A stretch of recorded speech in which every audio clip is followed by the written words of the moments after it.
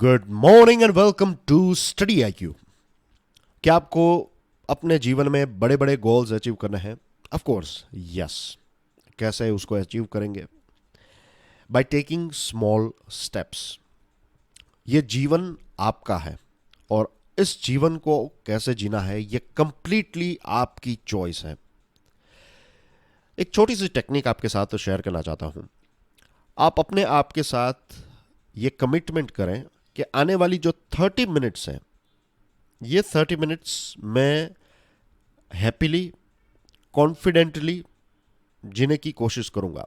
30 minutes, मैं ज़्यादा नहीं मांग रहा हूं। I am just telling you to try 30 minutes. आप देखेंगे कि एक बार आप ये डिसीजन ले लेंगे तो बहुत सारी चीज़ें जो हैं, लेट्स से अगर आपने हैप्पीनेस को चूज़ किया है तो अनहैप्पीनेस जो है ये ऑटोमेटिकली ड्रॉप हो जाएगी। तो अगर आप ऐसे 30 मिनट्स जी सकते हैं तो नेक्स्ट जो 30 मिनट्स होगी वो इससे भी ज़्यादा ब्यूटीफुल हो सकती है, अगर आपने एक राइट चॉइस ली है तो ऐसे ही छोटे छोटे स्टेप्स जो हैं, ऐसे 30 मिनट्स के छोटे छोटे स्टेप्स आपके दिन को अच्छा बना सकते हैं। और अगर देखा जाए तो यही छोटे छोटे दिन जो हैं वो आपके पूरे जीवन को एक अच्छा जीवन बना सकते हैं। आज 31 अगस्त 2021 है, दिन है ट्यूसडे। एक बहुत ही इंपॉर्टेंट चीज़ आप सभी के साथ शेयर करना चाहूँगा और वो ये है कि हमारे यूपीएससी के जो स्मार्ट कोर्स हैं उसके ऊपर चल रहा है जन्माष्टमी सेल और आज इसका लास्ट डे है। फ्लैट 50% डिस्काउंट तो मिल ही रहा है, ऊपर से 25% एक्स्ट्रा डिस्काउंट। ये डिस्काउंट्स हासिल करने के लिए you have to use this code कृष्णा25।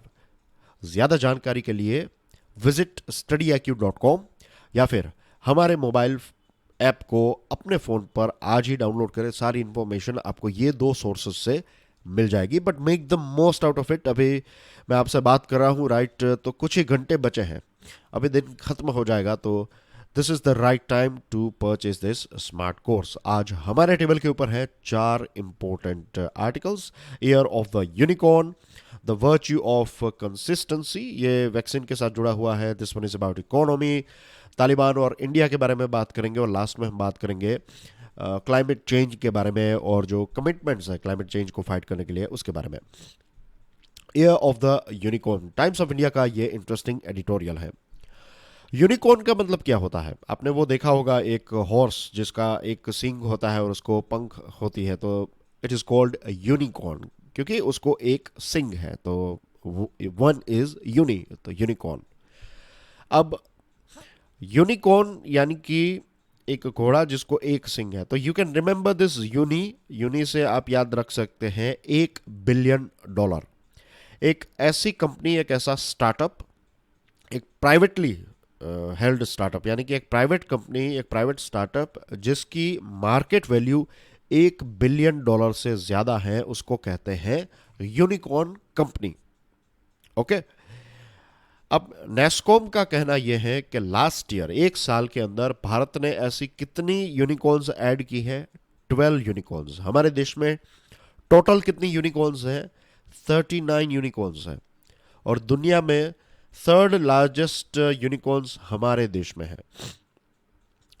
तो यू कैन सी कि नई नई कंपनीज जो है वो हमारे देश में स्टार्ट भी हो रही है और स्टार्ट होने के बाद यूनिकॉर्न्स भी बन रही है, उनकी साइज इतनी बड़ी भी बन रही है। तो दिस इटसेल्फ इंडिकेट्स कि हमारी इकोनॉमी में स्टार्टअप्स जो है वो काफ़ी फ्लरिश हो रही है, फल फूल रही है। नेस्कॉम का कहना यह भी है और दूसरे भी ऐसी ऑर्गेनाइजेशंस के प्रेडिक्शंस ये हैं कि इस साल के अंत तक हमारे देश में 50 यूनिकॉर्न्स हो जाएगी। फ्रॉम 39 हमारे देश में 50 यूनिकॉर्न्स हो जाएगी। नाउ जस्ट इमेजिन कि इतनी सारी यूनिकॉर्न्स का फ़ायदा क्या होगा, कितनी सारी नई jobs, totally new jobs generate हो रही है। इकोनॉमी को तो डेफिनेटली इससे फ़ायदा ही है क्योंकि जॉब्स जनरेट होती है तो बेरोज़गारी कम होती है, तो लोगों के पास जब जॉब्स होती है तो उनका परचेसिंग पावर इंक्रीज होता है। परचेसिंग पावर यानी कि उनकी खरीद शक्ति, उनकी एक फिक्स सैलरी आ रही है, यानी कि वो अपना घर का रेंट पे कर पाएंगे, रेफ्रिजरेटर खरीद पाएंगे, मोबाइल का रिचार्ज करवा पाएंगे, बहुत सारी ऐसी चीज़ें कर पाएंगे। तो इसका फ़ायदा ओवरऑल इकोनॉमी को होगा। हर कोई अपना सामान बेचने की कोशिश करेगा तो उनको अपने कस्टमर्स जो हैं वो मिल जाएंगे क्योंकि ज़्यादातर लोगों के पास जॉब है, एक इनकम है। फिर ये सारे लोगों का इनकम टैक्स गवर्नमेंट के पास जाएगा तो गवर्नमेंट को पैसे मिलेंगे। फिर कंपनी का जो फ़ायदा होगा कंपनी टैक्स पे करेगी। फिर जीएसटी जो लगेगा तो उससे देश को या फिर गवर्नमेंट को इनडायरेक्ट टैक्स मिलेगा। तो ये सभी के लिए एक विन विन सिचुएशन है। वे सारे लोग जो कुछ ट्रेडिशनल एरियाज में काम कर रहे हैं तो नई स्टार्टअप्स जो हैं वो नई जॉब्स लेकर आ रही है, तो उनका ट्रांजिशन भी हो रहा है कि पुराने क्षेत्र में से एक नए क्षेत्र में लोग जा रहे हैं। तो ये सारे इकोनॉमी के पॉइंट ऑफ व्यू से देखें तो ये सारे बेनिफिट्स हैं।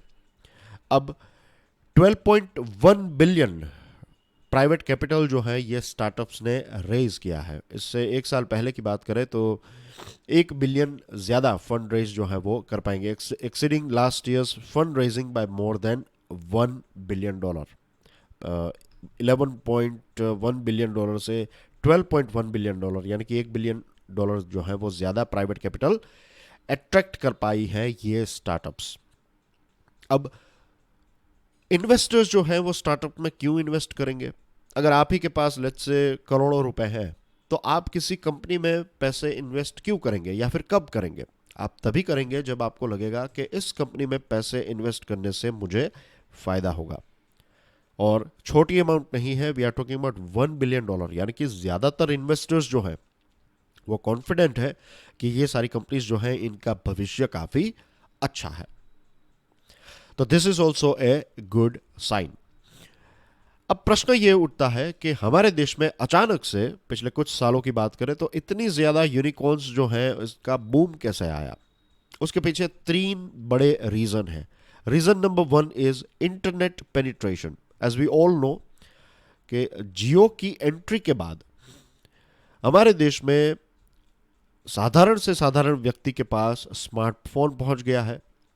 स्मार्टफोन के माध्यम से हम देखते हैं कि आज जो स्ट्रीट वेंडर्स हैं, जो छोटी छोटी लारियां लेकर चीज़ों को बेचते हैं या फिर रास्तों के ऊपर फुटपाथ के ऊपर अपना सामान बेचते हैं, वे लोग भी डिजिटल पेमेंट एक्सेप्ट करने लगे हैं। तो इंटरनेट पेनिट्रेशन से लोगों की नॉलेज में इंप्रूवमेंट हुआ है, इंफॉर्मेशन जो है उसका डिसेंट्रलाइजेशन हुआ है। हम बहुत सारे बिजनेसेस ऐसे देखते हैं, लेट्स से यूट्यूब चैनल्स। तो बहुत सारी ऐसी यूट्यूब चैनल्स हैं, आप देखेंगे कि ये कितने टैलेंटेड लोग थे, इनको दुनिया पहले पहचानती नहीं थी, लेकिन आज पूरी दुनिया उनको पहचानती है क्योंकि इंटरनेट के माध्यम से उन्होंने अपने प्रोडक्ट्स या फिर अपनी सर्विसेज, अपना जो टैलेंट है वो दुनिया के सामने रखा और दुनिया ऐसे टैलेंट को सपोर्ट भी करती है। I'll give you one example। मुझे एग्जैक्टली पता नहीं है कि ये व्यक्ति कहाँ से है, लेकिन मैंने एक यूट्यूब वीडियो देखा था और काफ़ी ज़्यादा उसके व्यूज़ थे, काफ़ी ज़्यादा लाइक्स भी थी। उन्होंने यो यो हनी सिंह का एक गाना जो है धीरे धीरे से मेरी ज़िंदगी में आना, तो उस गाने का पूरा संस्कृत ट्रांसलेशन करके उन्होंने वो गाना गाया है। और ये जो व्यक्ति हैं ये देख नहीं सकते, अंध हैं, और आप उनके वीडियो को देखिएगा, if you will search it you will find it. तो जस्ट इमेजिन करिए कि इंटरनेट पेनिट्रेशन अगर नहीं होता तो क्या मैं उस व्यक्ति को कभी देख पाता, क्या मैं आपको उस व्यक्ति के बारे में बता पाता, और आप में से लेट्स से 50-60 लोग इस वीडियो को देखेंगे भी तो उस वीडियो को उतनी और ज़्यादा लाइक्स और व्यूज़ मिल जाएंगे, तो उस व्यक्ति को उतना ही ज़्यादा फ़ायदा हो जाएगा।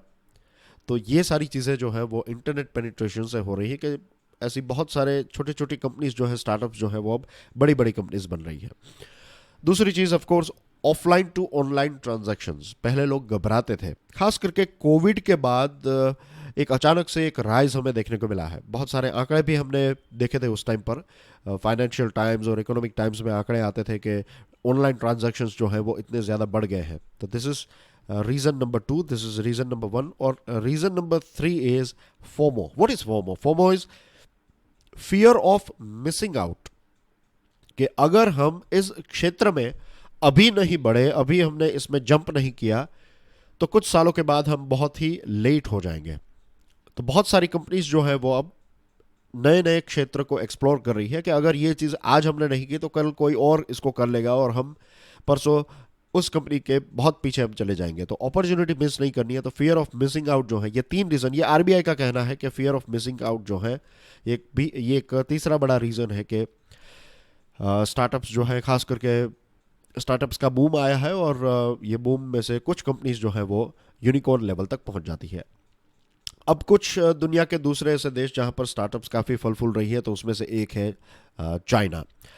चाइना में भी बहुत सारी यूनिकॉर्न्स हैं, और टेक्नोलॉजी के पॉइंट ऑफ व्यू से बात करें, टू बी ऑनेस्ट, तो चाइना हमसे बहुत आगे है। इनफैक्ट अमेरिका अमेरिका की जो नेशनल सिक्योरिटी कमीशन है ऑन आर्टिफिशियल इंटेलिजेंस, उनका कहना यह है कि China is an AI pair. What is AI pair? AI pair यानी कि आर्टिफिशियल इंटेलिजेंस में चाइना हमारा पेयर है। पेयर का मतलब है कि हम जहां पर हैं वहां पर ही चाइना है।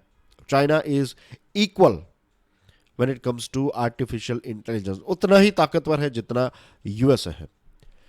तो कुछ ऐसे क्षेत्र हैं आर्टिफिशियल इंटेलिजेंस के साथ जुड़े हुए जिसमें चाइना और यूएसए हमसे बहुत आगे हैं।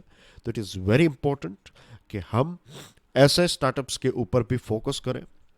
ऐसे स्टार्टअप्स को सरकार एक प्लेटफॉर्म प्रोवाइड कर सकती है, क्योंकि ये सारी जो टेक्नोलॉजीज हैं ये भविष्य की टेक्नोलॉजीज हैं। ये देश या फिर वे सारे देश जिनके पास artificial intelligence, internet of things, 5G, machine learning, then you have big data analytics, ये सारी चीज़ें जिस देश में जितनी ज़्यादा कॉमन होगी, उतना ही वो देश की इकोनॉमी जो है वो आगे रहेगी।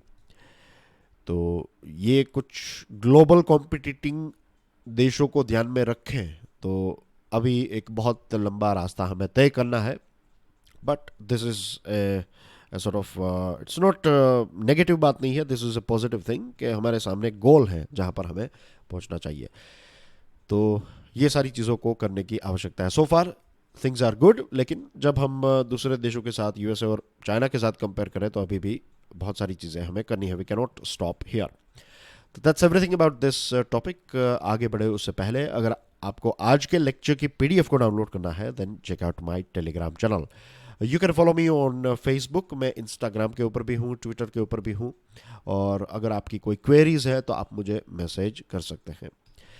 डियर फ्रेंड्स, अगर आप यूपीएससी के अलावा दूसरी एग्जामिनेशन की प्रिपरेशन कर रहे हैं, जैसे कि SSC and banking examination, state PSC, UPSC optional courses available हैं, railway, teaching, defence, UGC NET, professional courses, GATE, RBI, RRB JE, SSC JE, नाबा, डीएमआरसी, इंश्योरेंस, लॉ, ये सारे स्मार्ट कोर्सेज के ऊपर भी जन्माष्टमी सेल चल रहा है।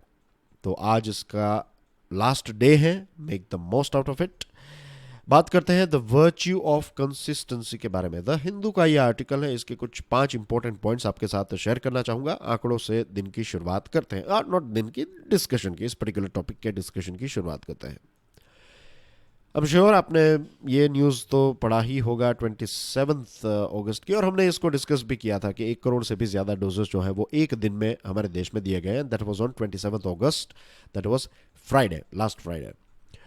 तो 10.7 मिलियन डोजेस, यानी कि 1 करोड़ से भी ज़्यादा डोजेस हमारे देश में एक दिन में दिए गए। तो अपने आप में ये दुनिया के लिए भी एक वर्ल्ड रिकॉर्ड भारत ने स्थापित किया है। तो क्या अब हमारे देश में हर रोज 1 करोड़ जितने लोगों को डोजेस दिए जा रहे हैं? The answer is no. 27 अगस्त को हमने ये अचीव किया, लेकिन उसके दूसरे दिन ही अगर हम देखें तो आंकड़े जो हैं वो काफ़ी ड्रॉप हो गए। उसके नेक्स्ट डे, सैटरडे की बात करें तो कुछ 70 लाख जितने डोजेस जो हैं वो हमने दिए हैं, which is good in itself. 70 lakh doses, it's not bad. लेकिन बहुत सारे आंकड़े ये कहते हैं, बहुत सारे साइंटिस्ट ने भी पहले कहा है, वायरोलॉजिस्ट ने भी पहले इसके बारे में हमें पहले ही कह दिया था, और हमने इसको काफ़ी डिस्कस भी किया था कि जल्द से जल्द हमें हमारे देश की कैपेसिटी को इतना बढ़ाना है कि हर रोज़ हम कम से कम 1 करोड़ लोगों को डोजेस प्रोवाइड करें। और अभी भी इतना कोई लेट नहीं हुए हम, कुछ वक्त डेफिनेटली हमने बर्बाद किया है, लेकिन आज भी इतना लेट नहीं हुआ है। अगर हम 1 करोड़ से ज़्यादा लोगों को हर रोज़ डोज देने लगे तो जो थर्ड वेव का खतरा है ये हम एलिमिनेट कर सकते हैं। याद कीजिए डॉक्टर शेट्टी के उस आर्टिकल को, जिसमें उन्होंने कहा था और हमने डिस्कस किया था कि अगर सभी को वैक्सीनेट किया गया तो थर्ड वेव जो है वो एक नॉर्मल फ्लू की तरह आकर चली जाएगी और हमें पता भी नहीं चलेगा। जो सीजनल फ्लू होता है वैसा लगेगा थर्ड वेव। तो कंसिस्टेंसी जो है that is the most important thing हमारे जीवन में भी, और जब हम वैक्सीनेशन की बात करें तो कंसिस्टेंसी पेज, कंसिस्टेंसी का एक रिजल्ट जो है वो हमें डेफिनेटली मिलता है।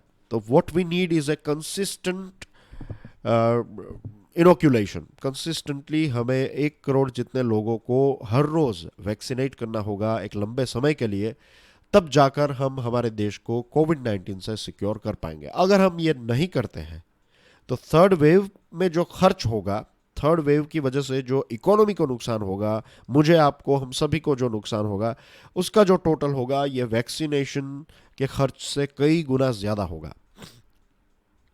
कंसिस्टेंसी तब आएगी जब हर एक सेंटर में वैक्सीन जो है वो 24/7 अवेलेबल होगी। आज के ज़माने में we can not keep this means, don't you think ये चीज़ जो है वो, अगर हम पेट्रोल पंप्स 24 आवर्स चला सकते हैं, अगर हम बहुत सारी ऐसी सेवाएं, मोबाइल और कितनी सारी चीज़ें हम 24/7 चलती रहती है, टीवी चैनल्स एक्सेट्रा, तो ऐसा कौन सा रीज़न है कि हम वैक्सीनेशन को 24/7 नहीं चला सकते? हर एक सेंटर में कम से कम एक व्यक्ति को हम वहां पर बिठा सकते हैं जो नाइट टाइम पर, लेट्स से 9 बजे से लेकर, रात के 9 बजे से लेकर सुबह तक, ये व्यक्ति जो है वो आपको, अगर आप कहीं पर भी जाते हैं किसी भी सेंटर में, तो आपको वहां पर वैक्सीनेशन मिल जाएगी। आधार कार्ड के माध्यम से वैक्सीनेशन मिल रहा है, तो आप कहीं कहीं पर भी हो, देश में कहीं पर भी हैं, आप अपना आधार कार्ड दीजिए या फिर पासपोर्ट दीजिए या फिर आपका जो भी ऐसे नेशनल डॉक्यूमेंट्स हैं वो आप दे दीजिए, and you can get your first और सेकेंड डोज। तो इतना इजी हमें बनाना चाहिए। गवर्नमेंट ने एक जो मिस्टेक की थी स्टार्टिंग के टाइम पर वो ये थी कि पहले 50% जो भी प्रोडक्शन बनेगा वैक्सीन का वो सेंट्रल गवर्नमेंट के पास जाएगा, बाकी का 50% जो है उसमें से स्टेट गवर्नमेंट और प्राइवेट प्लेयर्स जो हैं उनके बीच में कंपटीशन रहेगी। तो उस टाइम पर भी हमने डिस्कस किया था कि ये स्ट्रेटेजी जो है वो सही स्ट्रेटेजी नहीं थी। फिर गवर्नमेंट ने इसको चेंज किया, गवर्नमेंट ने ये कर दिया कि 75% जो भी प्रोडक्शन हो रहा है वो सेंट्रल गवर्नमेंट खरीद लेगी, और सेंट्रल गवर्नमेंट जो है वो खुद राज्य सरकारों को ये वैक्सीन डिस्ट्रीब्यूट कर देगी, और बाकी के जो 25% हैं ये 25% प्राइवेट प्लेयर्स के लिए रखे थे। इसमें हमने देखा कि ये 25% में से कुछ 7 से लेकर 10% जितने ही प्राइवेट प्लेयर्स उठाते थे, बाकी की वैक्सीन जो है वो वैसे ही पड़ी रहती थी, क्योंकि प्राइवेट प्लेयर्स जो हैं अगर वहां से आप वैक्सीनेशन लेते हैं तो यू हैव टू पे समवेयर अराउंड 1000 रुपीज, लगभग इतने रुपीज जो है वो चले जाते हैं फर्स्ट और सेकंड डोज, और कई जगह पर इसकी प्राइस और भी ज्यादा हो सकती है क्योंकि अलग अलग जगहों पर इसकी अलग अलग प्राइसेस है। तो ये स्ट्रेटेजी जो है वो भी इतनी कोई सफल नहीं रही। तो द बेस्ट स्ट्रेटेजी मुझे लगता है जो होनी चाहिए वो ये है कि जो लोग पे कर सके वो पे करें। देखिए, ऐसा भी होगा कि बहुत सारे लोग पे कर पा रहे हैं, उनके पास ये क्षमता है, लेकिन वो पे नहीं करेंगे क्योंकि एक जगह पर फ्री वैक्सीन अवेलेबल है, तो they will wait for it. कि 4 लोग अगर घर के सदस्य हैं तो 4 लोगों के लेट्स से 4000 हो गए, तो कोई भी नहीं चाहेगा कि वो यही चीज़ उनको फ्री में मिल रही है तो वो पैसे क्यों पे करेंगे। लॉजिकल बात है ना। तो what we can do is we can ask people कि वो कंट्रीब्यूट करें, जितना भी कर सके, 100 रुपये कर सके, 10 रुपये कर सके, जितना भी लोग कंट्रीब्यूट कर सके वो कंट्रीब्यूट करें, और सभी को हर जगह पर फ्री में वैक्सीन प्रोवाइड की जाए। ये एक स्ट्रेटेजी एक्सप्लोर की जा सकती है। I am not saying this is a full proof strategy, लेकिन इसको भी एक्सप्लोर किया जा सकता है। तो लेट्स होप कि ऐसी कोई चीज़ जो है वो गवर्नमेंट निकालेगी, क्योंकि हर एक व्यक्ति तक अगर आपको वैक्सीन पहुंचानी है तो you can not do it alone. Government centres अकेले काम नहीं कर सकते, you have to have private players, right. Private player की क्षमता, पीपीपी मॉडल से ही हम इसको 100% वैक्सीनेशन जो है उसको टारगेट को अचीव कर पाएंगे। Moving on to next item, Taliban India, Indian Express का ये आर्टिकल है। भारत ने एक लंबे समय से पैसे ही नहीं इमोशंस भी इन्वेस्ट किए हैं काबुल में। व्हेन आई से Kabul I am talking about Afghanistan. Dams create किए, स्कूल्स बनाई, हॉस्पिटल्स बनाई, वहाँ की पार्लियामेंट की बिल्डिंग बनाई, ट्रेनिंग सेंटर्स, वहाँ के जो सोल्जर्स हैं, टॉप ऑफिसर्स हैं, उनको भारत में ट्रेन किया जाता था। हमारे यहाँ के डॉक्टर्स, इंजीनियर्स, नर्सेज, टीचर्स वहाँ पर जाकर लोगों को पढ़ाई कराते थे। बहुत सारी चीज़ें भारत ने पिछले लगभग 20 सालों में अफ़गानिस्तान में इन्वेस्ट की हैं। और अब ऑल टुगेदर अचानक से हमने ये देखा कि काबुल की जो सरकार थी, अशरफ गानी की सरकार, वो ख़त्म हो गई और वहाँ पर आ गया है तालिबान का राज। अब भारत के लिए सबसे बड़ा चैलेंज जो है वो ये है कि तालिबान का एक बहुत ही सॉलिड कनेक्शन है पाकिस्तान के साथ, और पाकिस्तान ये बिल्कुल नहीं चाहेगा कि भारत का इन्फ्लुएंस अफगानिस्तान में बढ़े। तो क्या भारत के पास कोई चॉइस है? The answer is no, we don't have any choice to be honest. जिसकी लाठी उसकी भैंस कहते हैं ना। अफगानिस्तान में फिलहाल किसका राज है, कौन सबसे स्ट्रांग है? It is Taliban. तो अगर हमें पसंद हो पसंद ना हो, we have to talk with Taliban. Governments have no option but to come to terms now or later with the victor. जिसकी जीत होती है उसके साथ आपको बातचीत और डिस्कशन या फिर रिलेशनशिप जो है वो बढ़ाने ही पड़ते हैं। और वो सिर्फ भारत की बात नहीं है, वो सभी सरकारों की बात है। दुनिया की अलग अलग सरकारों को यही चीज़ करनी पड़ेगी।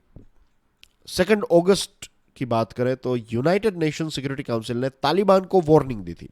अभी 1 महीने पहले यूएनएससी ने वार्निंग दी थी तालिबान को कि ये जो मिलिट्री सॉल्यूशन है कॉन्फ्लिक्ट और ये सारी चीज़ें जो है वो आप इस्तेमाल नहीं करेंगे to take control of Afghanistan. कुछ ही दिनों के बाद क्या हुआ, तालिबान ने सारी चीज़ें कंट्रोल में ले ली। 16 अगस्त को ये जो रेफरेंस है यूएनएससी का, ये रेफरेंस ये ड्रॉप हो गया कि आप मिलिट्री सॉल्यूशंस और इन सारी चीज़ों का इस्तेमाल नहीं करेंगे। ये सारी चीज़ें, ये शब्द का इस्तेमाल यूएनएससी ने करना बंद कर दिया।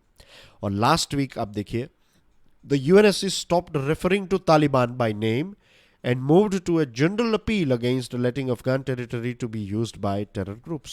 तालिबान शब्द का इस्तेमाल भी बंद कर दिया। यानी कि अब देख सकते हैं कि जैसे जैसे तालिबान के पास पावर आता गया तो वैसे वैसे यूएनएससी जितना स्ट्रॉन्ग ग्रुप जो है वो भी तालिबान को अब आतंकवादी और ये सारी चीज़ें कहना बंद करने लगा। This reminds us of French newspaper. Napoleon की बात करें, 1815 की बात करें, तो पहले अब देखिए हेडलाइंस कैसे कुछ ही समय के अंदर चेंज होने लगी। पहले ये कहा, the cannibal has left his den, the monster has landed, the tyrant has passed through Lyon, the usurper is 60 leagues from Paris, Bonaparte is advancing but will never enter Paris. उसके बाद Napoleon will be below our ramparts tomorrow. और last में देखिए, the emperor has arrived at Fontainebleau, his imperial majesty is in the royal palace. देखा आपने, पहले cannibal कहा। Cannibal यानी कि आदमखोर, एक ऐसा व्यक्ति जो इंसान का मांस खाता है उसको कहते हैं कैनिबल। मॉन्स्टर, ऐसे शब्द इस्तेमाल किए गए। उसके बाद बोनापार्ट, और उसके बाद नेपोलियन, और उसके बाद एम्परर, उसके बाद इंपीरियल मैजेस्टी। तो जैसे जैसे नेपोलियन के पास पावर आता गया वैसे वैसे न्यूज़पेपर्स की हेडलाइंस भी चेंज होते लगे। This reminds us about a very factual thing. एक फैक्ट है ये चीज़ आप समझ लीजिएगा। ये आपकी इंटरनेशनल रिलेशंस की अंडरस्टैंडिंग के लिए बहुत ही इंपॉर्टेंट स्टेटमेंट है। There are no permanent friends or enemies, only permanent interests. There are no permanent friends or enemies. आज पाकिस्तान भारत का दुश्मन देश है। आज चाइना भारत का दुश्मन देश है।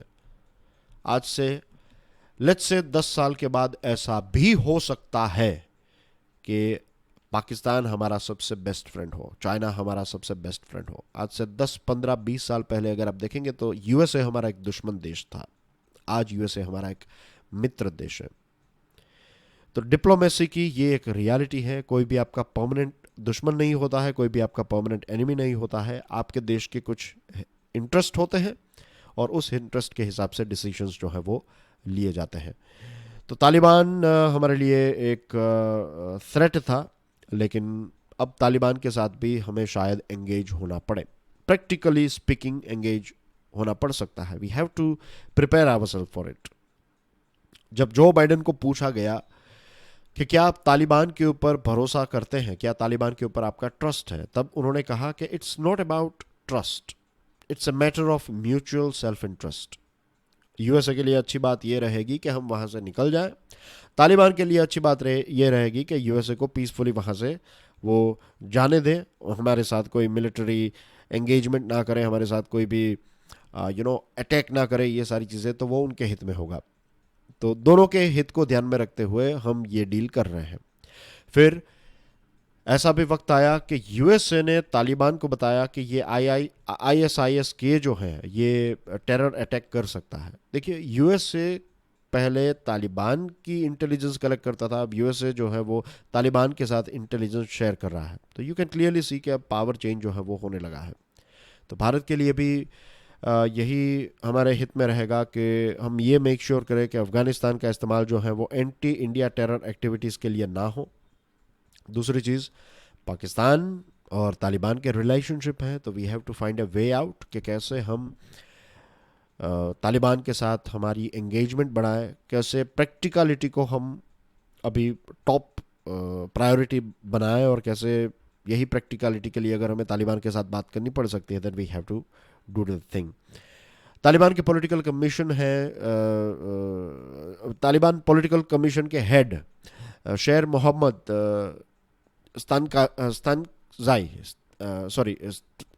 स्तानिकजाई, शेर मोहम्मद स्तानिकजाई ने यह कहा कि वो भारत के साथ एंगेजमेंट या फिर भारत के साथ पार्टनरशिप जो है वो करना चाहेंगे। तालिबान ने ऐसी एक इच्छा व्यक्त की है। तो ऐसा हो सकता है। 1960s और 70s की बात करें तो इंदिरा गांधी जी जब हमारे प्राइम मिनिस्टर थे, उस टाइम पर उन्होंने इंडियन कम्युनिस्ट मूवमेंट के अंदर जो दरारें थी इसका इस्तेमाल अपने हित के लिए किया। यूएसए के जो प्रेसिडेंट रिचर्ड निक्सन थे और उनके एडवाइज़र हेनरी किसिंजर जो थे, तो उन्होंने भी रशिया और चाइना की कम्युनिज्म के बीच में जो दरारें थी तो इसका इस्तेमाल करके चाइना को अपने पक्ष में ले लिया।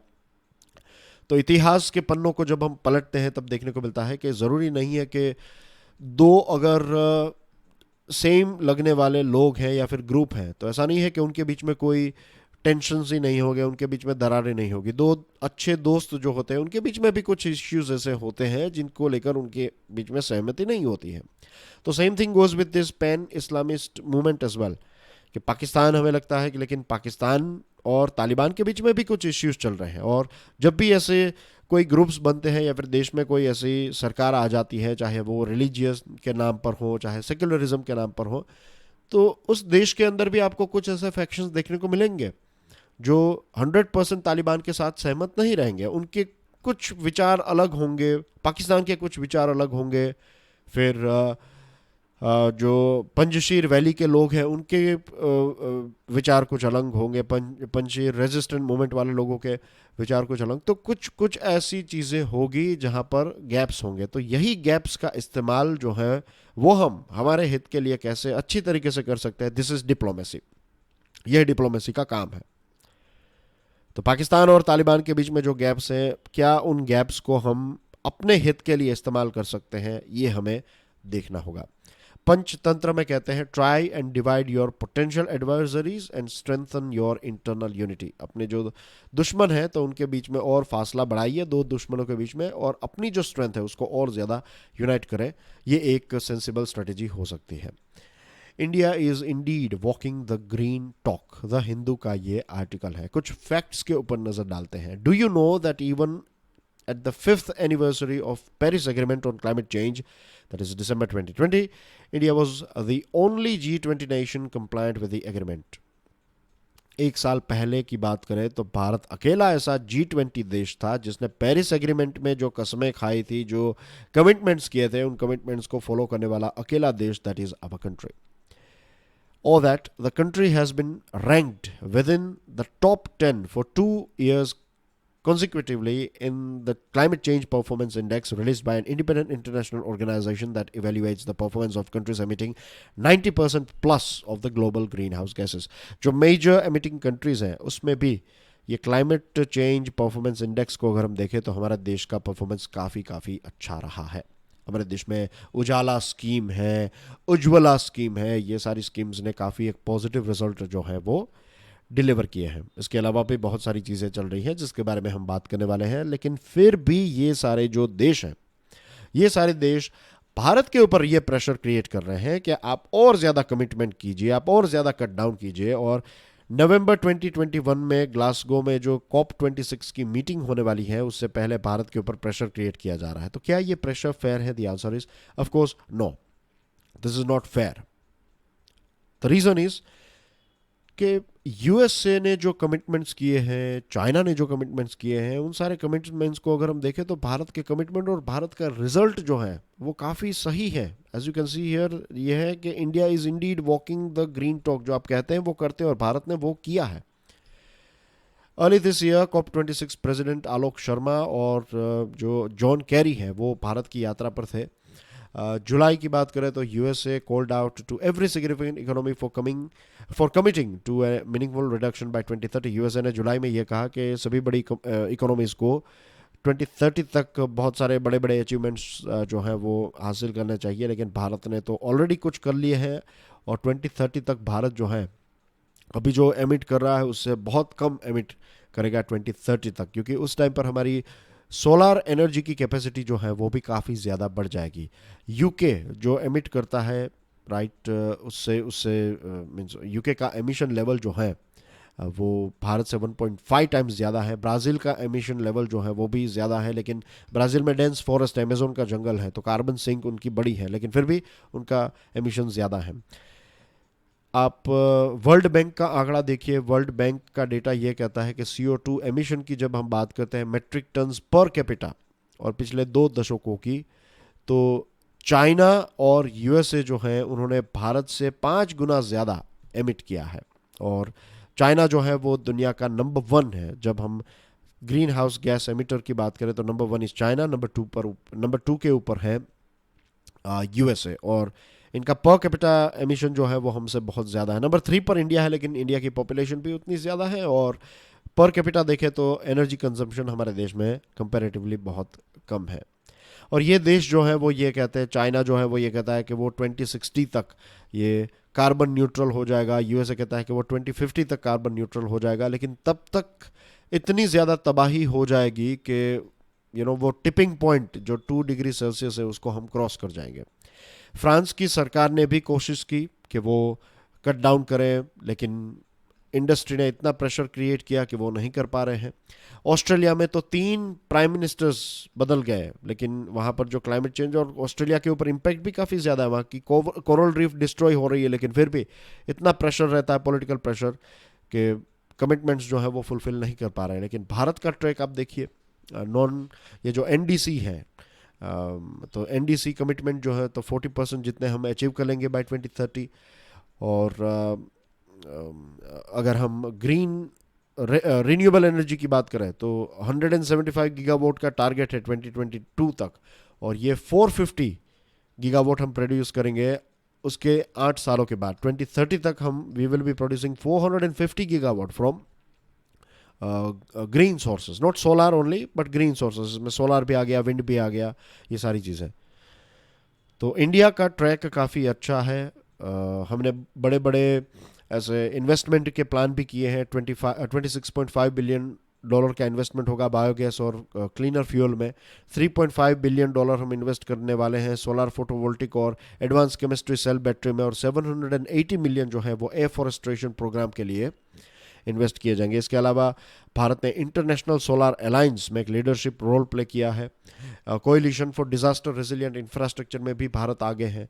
तो दूसरे देशों को अब भारत से सीखकर अपने कमिटमेंट्स को डिलीवर करना चाहिए। सिर्फ मैं ये कह दूं कि इतने समय तक हम ये कर लेंगे, that is not enough, you have to deliver. तो ये कोशिश करने की आवश्यकता है दूसरे देशों को। So that's basically everything in today's discussion dear friends. ये है कुछ इंपॉर्टेंट न्यूज़ आइटम्स, आप प्लीज़ PDF को डाउनलोड करने के बाद इनको देख लीजिएगा। आज हमारे पास वक्त इतना ज़्यादा नहीं है। जो लास्ट डिस्कशन में प्रश्न पूछा गया था उसका आंसर ये है, और आज के लिए आपका नया प्रश्न आपकी स्क्रीन के ऊपर है। I will see you tomorrow early morning, till then enjoy your studies, God bless you all, जय हिंद।